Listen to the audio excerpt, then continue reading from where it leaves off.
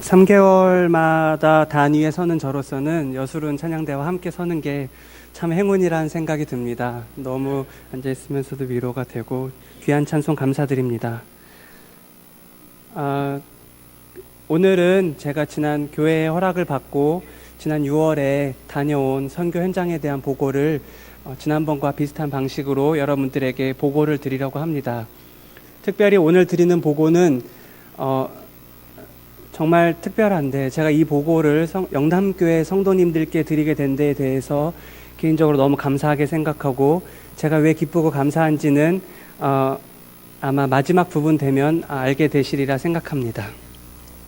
사진을 보시면 어떤 차가 보일 텐데 이 차를 혹시 아시는 분 계신가요? 이 차는 그 필리핀에서 지푼이라고 불리는 차입니다. 그 지프차 아시죠? 지프차를 필리핀에서 그 앞뒤를 조금 길게 이제 개량을 해서 이 뒤에다가 이제 사람을 태우고 그리고 이제 영업을 하는 일종의 우리식의 버스입니다. 그래서 여기 뒤에 앉아가지고 사람들이 이렇게 이제 자기가 원하는 그런 이제 이동 동선에 따라서 이제 여러 명이 함께 타게 됩니다. 때로는 10명, 15명까지도 이 안에 가득가득 차가지고 비가 오나 또 눈이 오나 옆에 이렇게 비도 눈도 다 새고 하는데 서로 이렇게 부딪히면서 이렇게 하는 그런 차입니다. 제가 여러분들께 말씀드리려고 하는 건 이 지푼이가 아니라 바로 지푼이 신학입니다. 지푼이는 그림 봐서 알겠는데 뭐 또 신학도 알겠는데 지푼이 신학은 뭘까? 제가 필리핀에 가서 처음 그 선교사님을 통해 들은 얘기가 지푼이 신학이었습니다. 아니 지푼이 신학이 도대체 뭡니까? 물어봤더니 지푼이 신학은 필리핀에서 개발한 신학인데 우리의 신앙생활이라는 것이 마치 이 지푼이를 타는 것처럼 아주 겸손한 사람만이 이 안으로 들어온다. 얼굴을 이렇게 숙이고 타야 된대요. 그래서 하나님 나라도 그런 겸손한 사람들만 들어간다. 그리고 여기는 그 버스비 교통료를 낼 때에도 그 앞에 있는 기사분한테 내야 되니까 맨 끝에 앉은 사람이 낼 때에는 돈을 이렇게 전달하고 받아가지고 이제 그렇게 하니까 그런 속에서도 서로 속임이 없고 서로 이렇게 도우는 그런 것이 이제 하나님 나라다. 뭐 이런 비슷한 설명을 해주시면서 이게 이제 지푼이 신학이다. 이제 이런 말씀을 저에게 해주셨습니다. 참 재밌었습니다. 얼마 전에 페이스북을 보니 그 푸켓에 살고 있는 제 친구는 코코넛 신학을 얘기해 주더라고요. 코코넛 신학이 뭔지 아세요? 코코넛이 높은 나무에서 코코넛이 뚝 떨어지잖아요. 우리 예수님도 하늘에서 이렇게 우리를 위해 이렇게 낮아지셔서 땅에 오셨다. 그래서 이제 이런 것을 이제 우리식으로 얘기하는 게 코코넛 신학이다. 참 재밌지 않습니까? 그래서 이렇게 이 지푼이를 타고 다니시는 분들은 이렇게 사람들이 뒤에서 이렇게 같이 차를 타는 모습을 볼 수 있습니다. 이 시간을 통해서 존귀하신 성도님 여러분들과 이 필리핀에서 만난 하나님에 대해서 같이 나누려고 합니다. 필리핀에는 6월 30일부터 7월 5일까지 장신대, 호신대, 서울신대 신학생들과 함께 일주일 정도의 여정으로 떠나게 되었습니다. 저희가 첫째 날 한 일은 어느 장소에 모여서 이렇게 강의를 듣는 일이었습니다. 필리핀의 상황에 대해서 또 필리핀의 선교에 대해서 또 각자 이렇게 초빙되신 강사분의 성향에 따라서 여러 가지 강의를 듣게 되었고 강의를 끝나고 나서는 또 강의를 들었습니다. 또 강사분이 또 바뀌어서 또 강의를 들었고요. 그리고 또 강의를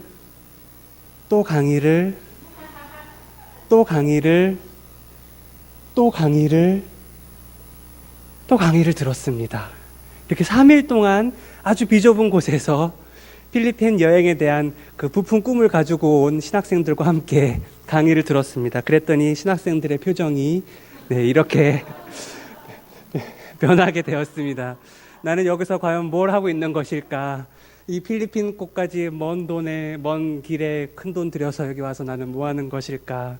저를 향한 그런 원망과 불평과 3일 동안 제가 꾹 참았습니다. 그리고 이제 그 불평하는 신학생들을 데리고 맛있는 필리핀 열대 과일을 먹으러 갔습니다.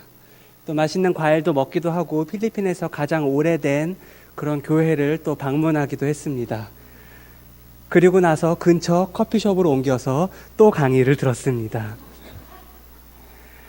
네, 많은 신학생들이 이제 참 힘들어했던 그런 이제 시간이었습니다. 이런 여러 같이 이렇게 배우고 또 나누고 기도하고 이제 이런 시간들을 거쳐서 이제 그 필리핀 일정의 마지막에 다다랐을 때 저희가 간 곳을 소개해 드리려고 하는데, 그곳은 그 필리핀의 해상 판자촌인 나보타스 지역입니다.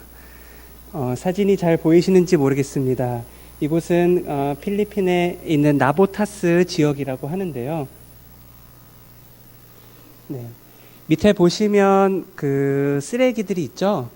그 땅이 없어서, 집을 지을 땅이 없어서 해안가로 밀려서 결국은 옅은 해안이 있는 곳에 이제 나무 기둥을 세우고 기둥을 얼기설기 엮어서 거기에 판자를 하고 거기 이제 위에서 사는 그런 마을입니다.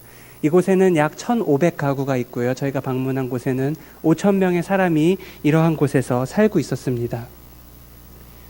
네, 왼쪽 기둥이 닿은 곳은 이제 육지 쪽에 있는 이제 시멘트고, 오른쪽은 이제 쓰레기 바다입니다. 다음 장을 보시면, 네, 이런 1,500가구가 살고 있는 곳에는 이런 나무 널빤지 통로를 따라서 이렇게 다니고 있습니다. 이곳에 사는 아이들은 여기 이 틈이 있잖아요. 틈 사이에다 그냥 양발을 대고 이렇게 자기 볼일을 보기도 하고, 또 빨래를 하면 빨랫물을 또 여기에 내리기도 하고, 뭐 그렇게 살고 있었습니다. 이 바다를 조금 클로즈업해서 찍으면 이제 이런 사진이 있습니다. 여기에 악취와 그런 이제 사람이 씻는 물, 또 사람이 몸에서 나오는 버리는 어떤 그런 것까지 가득한 곳 위에 살고 있습니다. 제가 더 놀란 것은 아이들이 여기서 수영하고 놀더라고요. 여기서 수영하고 놀면서 또 스티로폼 버리는 스티로폼을 이렇게 모아가지고 물 위에 뜨니까 그거 타고 이제 또 놀기도 하고, 네, 그런 곳이었습니다. 상황이 이렇다 보니까 근데 이 사람들은 자기 몸에서 냄새가 난다는 거를 다른 사람이 눈치채는 것을 매우 싫어했습니다. 그래서 가는 곳마다 제일 많이 하고 있는 행동이 빨래하는 거였습니다. 그래서 매일 이렇게 늘 빨래를 하고, 여기 우리 아이도, 예쁜 아이도 엄마 따라 빨래를 돕고 있는 모습입니다. 그래서 늘 옷은 깨끗하게 입고 다니죠. 이렇게 빨래를 한 옷은 또 이렇게 걸어두고 이제 말립니다. 집마다 보면 이렇게 이제 열심히 빨래를 하고 옷을 깨끗하게 빨아입는 그런 모습들을 볼 수 있었습니다. 그리고 나서 선교사님께 들은 것은 이곳에 2011년에 큰 태풍이 찾아왔다는 소식을 들었습니다. 그 태풍은 말 그대로 그나마 밀려난 사람들, 그나마 땅이 없어서 해안으로 밀려난 사람들의 마지막 터전을 말 그대로 다 파괴했고, 무엇보다 현지인들의 큰 상심과 함께 더불어 선교사님도 마음에 큰 상처를 입게 되었습니다.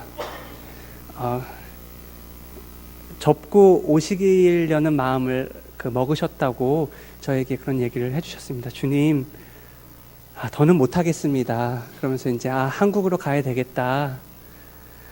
그러는 가운데 선교사님이 기도하셨죠. 기도하시고 또 이때 주시는 하나님의 말씀을 듣고자, 또 하나님 음성에 귀 기울이고자 아마 선교사님은 개인적으로 많은 시간을 괴로워하며 또 기도하면서 보내셨으리라 생각합니다. 그러던 가운데 하나님께서 이 선교사님한테 주시는 어떤 그런 마음의 감동이 있었다고 해요.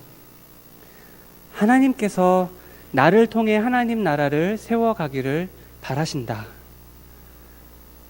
선교사님은 기도 가운데 이런 감동을 받고 다시 힘을 내어서 교회를 다시 세워가기 시작했습니다.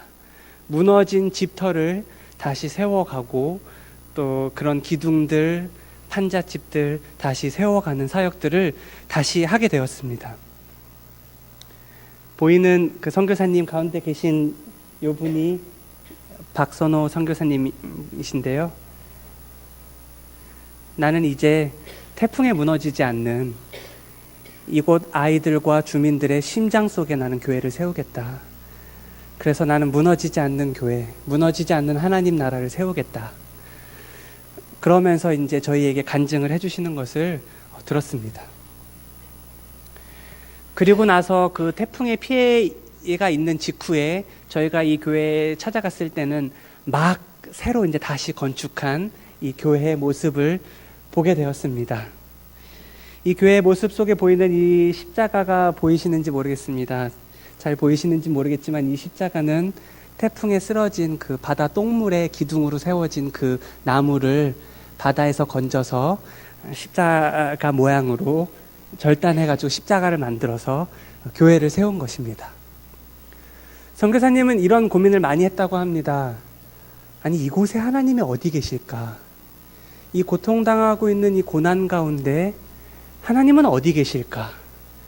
만약에 하나님이 사랑과 정의로 섭리하신다면 왜 우리에게 이러한 고난을 허락하시는가? 이런 문제를 두고 이제 많이 기도하셨겠죠. 하나님이 어디 계실까? 사실 이러한 질문은 이 곳뿐만이 아니라 저희도 일상 속에서 많이 던지는 질문이기도 할 것이라 생각합니다. 하나님이 어디 계실까요? 질문을 바꾸어 우리 몸의 중심이 어디일까 생각해 보면 누구는 뭐 머리다, 또 누구는 심장이다 하실 수 있겠지만 또 다른 관점으로 보면 우리 몸의 가장 중심은 아무래도 아픈 곳입니다. 새끼손가락 하나가 아파도 그곳에 우리의 모든 신경이 가게 돼 있죠. 우리 몸의 중심이 가장 아픈 곳일진데 그럼 역사 속에서 가장 중심은 어디일까? 아픈 곳이겠죠. 하나님이 역사의 중심에 계시다면 그 아픈 곳에 계시겠죠. 우리나라 지금 상황 가운데 가장 아픈 곳이 어디일까? 그 중심에 하나님이 계시겠죠. 선교사님은 기도 가운데 나는 너를 통해 하나님 나라를 무너지지 않는 하나님의 교회를 세우기를 원한다라는 그런 음성을 들으셨다고 저희에게 말씀해 주셨습니다. 박선호 선교사님과 대화하는 그런 장면입니다. 이 교회에 적혀 있는 말씀 한 구절이었어요. 선교사님은 하나님으로부터 이 말씀을 받고 다시 일어설 수 있는 용기를 얻었다고 합니다. 이 말씀은 요한복음 10장 10절에 있는 내가 온 것은 양으로 생명을 얻게 하고 더 풍성히 얻게 하려는 것이다. 아, 그렇지. 주님이 오신 것은 우리에게 생명을 풍성하게 주시려고 오신 거지. 내가 하는 이 사역을 통해서, 이 선교를 통해서 이곳에 하나님 나라의 생명을 더 풍성하게 해야겠다라고 다시 결심하게 되셨다고 합니다. 저희 신학생들은 이곳에서 미리 저희가 소정의 선교 후원금을 보내서 그 무너진 집 중의 일부를 재보수하는 일을 저희가 하겠노라고 이제 말씀을 드렸고, 저희가 갔을 때는 미리 이제 목재들이 준비되어 있었습니다. 여기에 있는 사람들은 다 장신대, 호신대, 서울신대 다니고 있는 이제 저와 같은 그런 이제 전도사들이죠. 가서 이제 안 해보던 톱질하고 또 못질도 하고, 이곳이 이제 바닥이 이제 쓰레기 바다인데 이렇게 이제 나무로 이제 얼기설기 딱 한 다음에 이게 다 한 겁니다. 그럼 이 위에다가 나무 판자를 세우는데 나무 판자가 약해서 제가 그 발 뒤꿈치로 약간 누르면 뿌지직 하고 이렇게 소리가 나더라고요. 그 정도의 보수 공사도 매우 고마워하고 있는 그런 실정이었습니다. 이곳에서 저희는 이런 이제 판자를 깔고 집을 보수하고, 톱질도 하고, 이렇게 필리핀 더운 날씨에서 한 이렇게 몇 시간 이렇게 하다 보면 이제 상태가 이렇게 됩니다. 뭐 사진을 일부러 이렇게 찍어서 한 것도 그렇지만, 마지막으로는 이제 비가 새는 이제 그런 지붕 공사까지 이렇게 잘 마무리하고 돌아오게 되었습니다. 제가 이것을 보고 하면서 왜 기쁘고 감사하냐? 이곳에 주거를 다시 이제 복구하는 데 드는 비용을 저희 영남교회에서 보내주셨습니다. 저희 영남교회에서 알게 모르게 보내주신 후원금으로만 이 수리 사역을 온전히 감당하였습니다. 물론 선교사님께 영남교회다라고 말씀드리진 않았습니다. 한국교회다라고 말씀은 드렸고 매우 고마워하셨고 또 누가 이렇게 후원해 주셨는지 이 자리에서 말씀드리진 않겠지만 또 이 자리를 빌어서 또 후원자 분들께도 감사드리고 또 아울러 이렇게 이러한 기쁨을 함께 누리게 해주신 영남교회 감사드리고 무엇보다 이것을 나누게 되어서 너무 기쁩니다. 이것을 나누게 돼서 너무 기쁩니다. 저희는 이 마지막 일정, 이곳이 마지막 일정이었어요. 이 일정을 마치고 이 교회에 둘러앉아 함께 찬양하고 기도했습니다. 그리고 그동안에 느꼈던 감정들을 같이 이렇게 나누는 그런 시간이었습니다. 우리가 부른 찬양도 아직도 기억이 납니다. 주 안에 있는 나에게 딴 근심 있으랴. 그다음에 그런 찬송가 옛날엔 410장이었는데 내 모든 형편하시는 주님, 이런 찬양들을 함께 부르며 함께 기도하는 시간을 가졌습니다. 이때 학생들은 자기가 느낀 점, 또 신학하면서 교회에서 첫 사역을 감당하면서 느꼈던 점, 그런 점들에 대해서 여러 가지 소감들을 이렇게 냈는데 그 중에 일부를 같이 이렇게 나누려고 합니다. 먼저 장신대에서 온 이름은 밝히지 않겠습니다. 전 전도사님의 그 간증입니다.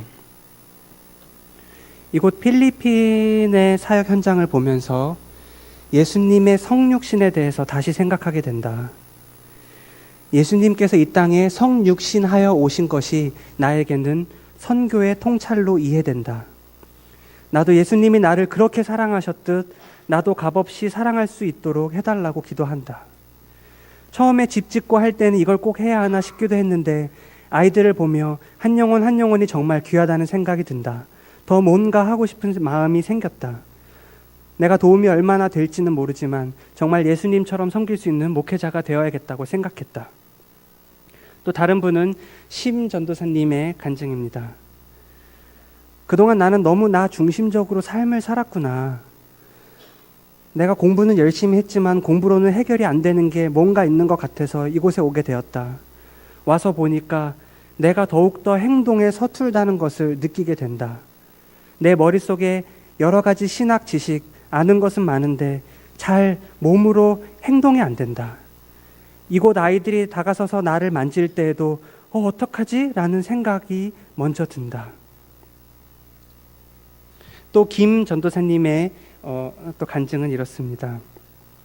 처음에는 여기까지 와서 왜 강의만 듣지? 라고 생각했는데 돌이켜보면 그 강의가 참 좋았다고 생각이 든다. 내가 가지고 있는 신앙이 행동으로 드러나는 신앙이 됐으면 좋겠다. 나는 개인적으로 오늘이 제일 힘들었다. 내 연약함의 민낯이 드러나게